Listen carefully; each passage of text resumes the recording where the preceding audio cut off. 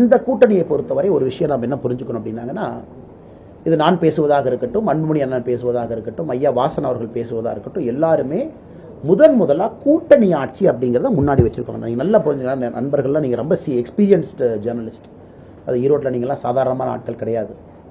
கூட்டணி ஆட்சின்னு தமிழகத்தில் 70 ஆண்டு கழிச்சு ஒரு பேச்சு வருது, 70 இயர்ஸ் கழிச்சு கூட்டணி ஆட்சி. ஏன்னா எல்லாரையும் ரெப்ரசென்ட் பண்ணணும்னு நினைக்கிறோம், எல்லாருடைய குரலாக இருக்கணும்னு நினைக்கிறோம். இன்னைக்கு ஒரு கட்சி ஆட்சியில் இருக்கும் பொழுது எல்லாத்தையும் ரெப்ரசென்ட் பண்ணல. முதலாக கூட்டணி ஆட்சி நம்ம வைக்கணும் அப்படின்னா எல்லா கட்சிகளுக்கும் இதில் ஸ்டேக் இருக்குன்னு அர்த்தம். பாரதிய ஜனதா கட்சி இதை லீடு பண்ணலாம், ஆனாலும் எல்லா கட்சிக்கும் ஸ்டேக் இருக்கு. ஸோ கூட்டணி ஆட்சி நாங்கள் வச்சதே யோசிச்சு தான் வச்சிருக்கோம். அன்புமணி அண்ணன் வந்து கூட்டணி ஆட்சின்னு சொல்றாரு, யோசிச்சு சொல்றாரு. நான் சொல்றேன், யோசிச்சு சொல்றேன். ஜி.கே. வாசன் சொல்றாங்க, யோசிச்சு சொல்றோம். அதே போல நம்முடைய வேறு தலைவர்கள் எல்லாருமே சொல்றாங்க, ஏசி சண்முகன் சொல்றாங்க, யோசிச்சு நம்ம சொல்றோம். கூட்டணி ஆட்சி எல்லோரும் இருக்கணும், நம்பர் 1. இதுலயே உங்களுக்கு ஒரு ஐடியா கிடைச்சிடும். ஸோ இந்த கூட்டணிக்குள்ள யார் வந்தாலும் கூட்டணி ஆட்சி என்பதில் சந்தேகம் கிடையாது. ஏன்னா எல்லாருடைய வாய்ஸ் ரெப்ரசென்ட் பண்ணணும்னு நினைக்கிறோம்.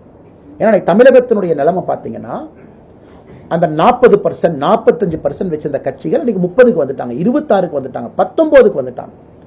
ஸோ இன்னைக்கு வந்து டாமினன்ட் பார்ட்டி அப்படின்னு தமிழ்நாட்டில் யாரும் இல்லைங்கன்னா, டாமினன்ட் பார்ட்டினா 52%. இன்னைக்கு நீங்கள் தெலங்கானா பார்க்குறீங்க, மம்தா பானர்ஜி அவங்கள பார்க்குறீங்க, வேற இடத்துல அது டாமினன்ட் பார்ட்டி. ஒரே கட்சி சின்ன கூட்டணிகள் இருந்தாலும் 52% வாக்க ஒரு கட்சி வாங்குது. தமிழ்நாட்டில் அந்த காலம் முடிஞ்சு போச்சு. எப்போ முடிஞ்சு போச்சுனாங்கன்னா, புரட்சி தலைவர் ஐயாவுக்கு அப்புறம், புரட்சி தலைவி அம்மாவுக்கு அப்புறம், கலைஞர் கருணாநிதி ஐயாவுக்கு அப்புறம் அரசியல் பார்க்கக்கூடிய உங்களை போன்ற மூத்த பத்திரிகையாளர்களுக்கு தெரியும், era of dominant party is over. ஒரு கட்சி டாமினேட் பண்ற 5 வருஷம் முடிஞ்சதுங்க. இன்னைக்கு நிறைய கட்சிகள், இது ஜனநாயகத்துக்கு நல்லதுன்னு நான் நினைக்கிறேங்க. காரணம் எல்லாத்தினுடைய குரல் இருக்கட்டும், செக் அண்ட் பேலன்ஸ் இருக்கட்டும். ஒரு தேசிய கட்சி இருந்தாலும், மாநில கட்சிகள் இருந்தாலும், ஜாதி கட்சிகள் இருந்தாலும், பிராந்திய கட்சிகள் இருந்தாலும், யார் இருந்தாலும் தமிழ்நாட்டினுடைய நலனை முன்வைக்க வேண்டும் என்றால் எல்லாரும் இன்னொருத்தருக்கு செக் அண்ட் பேலன்ஸ். அதனால தான் எதுக்கு டைம் எடுத்து சொல்றேன் அப்படின்னாங்கன்னா, it is a philosophy, it is a thought. Coalition politics, கூட்டணி ஆட்சி என்பது தர்மமாக பார்க்கின்றோம். அதனால் என்டிஏ கூட்டணி வருகின்ற காலத்தில் வலிமை பெறுமோ தவிர இறங்காது. இப்ப நீங்களே யோசிங்க, இந்த கூட்டணியில் இருக்கக்கூடிய தலைவர்கள் ஏன் வெளியே போறாங்க? ஏன்னா இது கூட்டணி ஆட்சி. அண்ணாமலைக்கும் ஸ்டேக் இருக்கு, பிஜேபிக்கும் ஸ்டேக் இருக்கு, அங்க இருக்கக்கூடிய தலைவர்களுக்கும் ஸ்டேக் இருக்கு, எல்லாருக்கும் இதுல ஸ்டேக் இருக்கு. கூட்டணி ஆட்சி. இன்னைக்கு ஒருவேளை திமுகவோ அதிமுகவோ 2026 கூட்டணி ஆட்சின்னு அவங்க சொல்லிட்டாங்கன்னா தமிழகத்தினுடைய அரசியல் களம் மாறும். ஏன்னா நானும் முட்டாள் கிடையாதுங்கன்னா, நாமளும் அரசியலை பார்க்கிறோம். இது மாறணும், வேற மாதிரி அரசியல் அதிமுகவோ திமுகவோ கையில் எடுக்கணும், அவங்க கூட்டணி ஆட்சிங்கிற வார்த்தையை பயன்படுத்தும். திமுக பயன்படுத்த போறது கிடையாது. அதிமுகவை பத்தி எனக்கு தெரியல.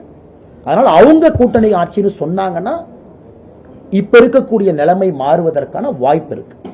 ஆனா இன்னைக்கு என்டிஏ ஸ்ட்ராங்கா இருக்கு. காரணம் அடிப்படை பிலாசபி கூட்டணி ஆட்சி. இரண்டாவது தமிழ்நாடு முதலாக 4 முனை போட்டியை பார்க்க போகுது. 4 முனை போட்டி. இத்தனை காலம் தமிழ்நாட்டில் 2 முனை போட்டி, அப்பப்ப 3வது முனை வரும், அப்புறம் அந்த 3வது முனையும் காணாம போயிடும், மறுபடியும் 2 முனையா தான் இருக்கும். இந்த முறை 2026 4 முனை போட்டி. அப்படின்னா எவ்வளவுக்கு அளவு போட்டிகள் அதிகமா இருக்கும், அப்பதான் நல்லவர்கள் அரசியலை ஜெயிக்க முடியும். 40,000 ஓட்டுல ஜெயிச்சிருவாங்க எம்எல்ஏ எலெக்ஷன், 50,000 ஓட்டுல ஜெயிச்சிருவாங்க. புதியவர்கள், சமுதாய ஆர்வலர்களுக்கெல்லாம் போட்டி அதிகமா இருக்கும் போது தான் புதியவர் அரசியலில் வந்து ஜெயிக்க முடியும். 2 முனை போட்டிலாம் நல்லவங்களுக்கு வேலையே இல்லை. அதனால் 2026 என்னை பொறுத்தவரை எம்எல்ஏவா நிறைய டெக்னோக்ராட்ஸை பார்ப்பீங்க, என்ஜிஓஸ் பார்ப்பீங்க, உங்களை போன்று ஒரு துறையில நிபுணம் பெற்றவங்க வருவாங்க. அது ஒரு நல்ல அற்புதமான அரசியலா இருக்கும். கட்சி ஓட்டு 40%, நான் காலிப்போலி வேணாலும் நிறுத்துவேன், அவன் தான் ஜெயிப்பான், அதெல்லாம் அங்கே வேலைக்கு ஆகாது. இன்னைக்கு எப்படி இருக்கு தமிழ்நாட்டில், எனக்கு இவ்வளோ, நான் பெரிய கட்சிப்பா, எனக்கு இவ்வளோ % ஓட்டு இருக்கு, நான் யாரை வேணாலும் நிறுத்தி அவன் ஜெயிப்பான், நீ அவனுக்கு ஓட்டு போடு, கட்சி சிம்பலுக்கு ஓட்டு போடு. அது நடக்கக்கூடாதுன்னு நாங்கள் நினைக்கிறோம். 2026 அது மாறணும், நல்லவர்களும் வரணும். நல்லவர்களுக்கு இந்த 2 பார்ட்டியிலிருந்து 3 பார்ட்டி 4 பார்ட்டி போகும் பொழுது அவர்களுக்கு வாய்ப்பு. இவ்வளவு பிலாசபிக்கலா பார்க்கும் பொழுதுங்கன்னா, நாங்கள் ரொம்ப டீப்பா திங்க் பண்ணி தான் நான் சொல்றேங்கன்னா, நிச்சயமாக 2026 தமிழக அரசியல்ல ஒரு மிகப்பெரிய மாற்றத்தை நீங்க பார்க்க. செய்திகளை உடனுக்குடனும் துல்லியமாகவும் தெரிந்து கொள்ள சப்ஸ்கிரைப் பண்ணுங்க.